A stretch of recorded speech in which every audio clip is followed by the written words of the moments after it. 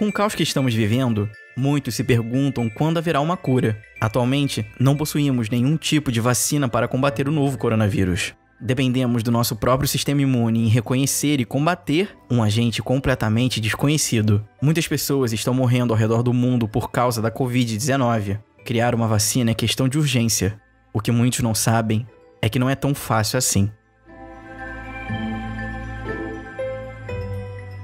As vacinas, sem dúvidas, mudaram o mundo. Só para vocês terem uma ideia, em 1900, a expectativa de vida em alguns países mais desenvolvidos, como os Estados Unidos, era de apenas 47 anos. A maioria das pessoas morriam de pneumonia causada por gripe, tuberculose e infecção gastrointestinal. E com o passar dos anos, conseguimos evoluir o nosso sistema de saúde ao desenvolver vacinas e boas práticas médicas, estendendo a expectativa de vida para mais de 79 anos. E é através das vacinas que é possível prevenir infecções virais que podem causar muitas consequências, como a Covid-19, causada pelo vírus SARS-CoV-2. Antes da gente falar sobre como as vacinas são produzidas, vamos dar uma revisada em imunologia. Podemos dizer que o nosso sistema imune inato tem a sua carteira de trabalho assinada como monitor de patógenos que podem infectar o nosso corpo. Ele é a nossa primeira linha de defesa contra infecções. Quando falamos a palavra patógeno, nos referimos a qualquer coisa que possa causar uma doença, como vírus ou bactérias. Precisamos também do antígeno. Um antígeno é uma substância capaz de estimular uma resposta imune. Quando um patógeno consegue entrar no nosso corpo e tenta enganar o nosso sistema imune inato, o sistema imune adaptativo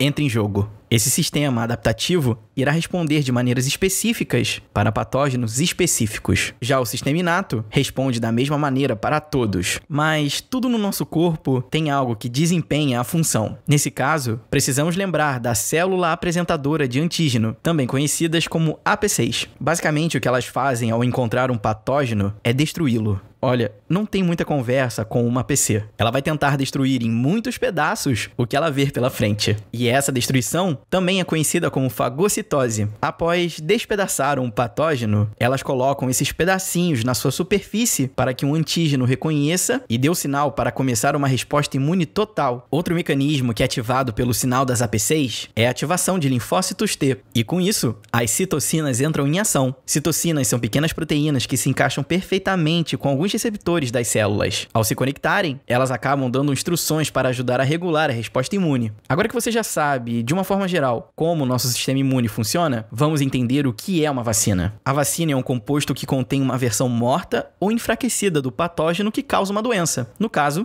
em humanos. Ah, mas espera aí. Você está querendo dizer que a gente coloca, por exemplo, vírus para dentro do nosso corpo? Não é perigoso? O que acontece quando somos vacinados é que o nosso sistema imune sofre uma estimulação. A resposta imune gerada pela vacina produzirá as mesmas células de memória que uma infecção geraria. Dessa forma, ela ensina ao corpo como lidar de forma eficaz contra o patógeno no futuro. E assim, não deixando a gente doente. Até parece bem simples tudo isso que eu descrevi, mas não é bem assim. A criação de uma vacina é extremamente complexo e muito, muito caro. Pode custar, por exemplo, mais de $1 bilhão e levar mais de 10 anos para ser desenvolvida. Existem diferentes maneiras de se fazer uma vacina para vírus que são mais estáveis. A escolha do método depende muito do tipo de patógeno, se é uma bactéria ou vírus, e também a forma com que ele causa doenças em nosso corpo. Vacinas com patógenos vivos, porém atenuados, são criadas enfraquecendo o vírus. Com isso, ele se replicará mais devagar e o nosso sistema imune poderá aprender a como responder a ele no futuro. E como que a gente faz isso dentro de um laboratório? Basicamente, os pesquisadores passam o vírus diversas vezes através de culturas celulares ou em embriões de animais. E cada vez que passar, ele se replicará menos em humanos. E assim,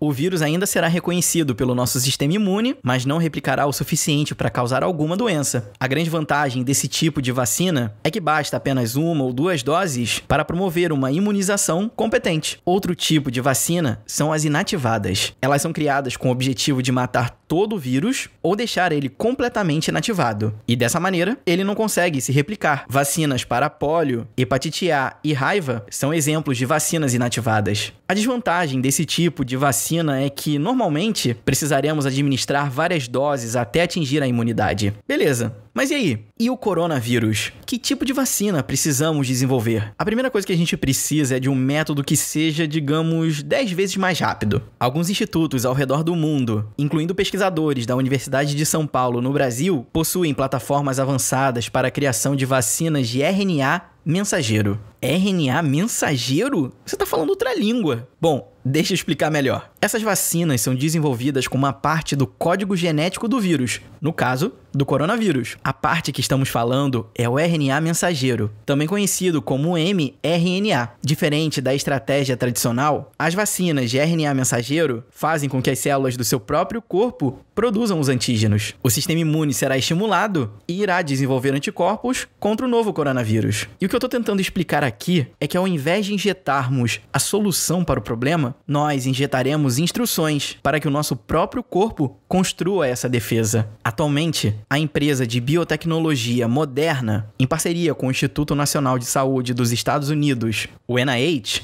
começou os testes clínicos de uma vacina de RNA mensageiro em humanos. A primeira fase do estudo testará 3 doses diferentes da vacina em 45 adultos saudáveis. E após 28 dias, será avaliado se a vacina estimulou uma resposta imune a uma proteína de superfície do SARS-CoV-2. O grande desafio é que ainda não sabemos muitas coisas sobre as vacinas de mRNA. Mas, por outro lado, e uma boa notícia, é que a produção desse tipo de vacina, quando comparada a outros tipos, é muito mais rápida. Mas mesmo assim, especialistas acreditam que ainda precisaremos de mais de um ano para conseguirmos esse feito. Sem dúvidas, estamos caminhando na direção certa. Temos diversos candidatos promissores, mas ainda é cedo para concluirmos a história. Precisamos sim que uma vacina seja desenvolvida de forma muito rápida, com testes clínicos que confirmem a eficácia e, principalmente, a segurança.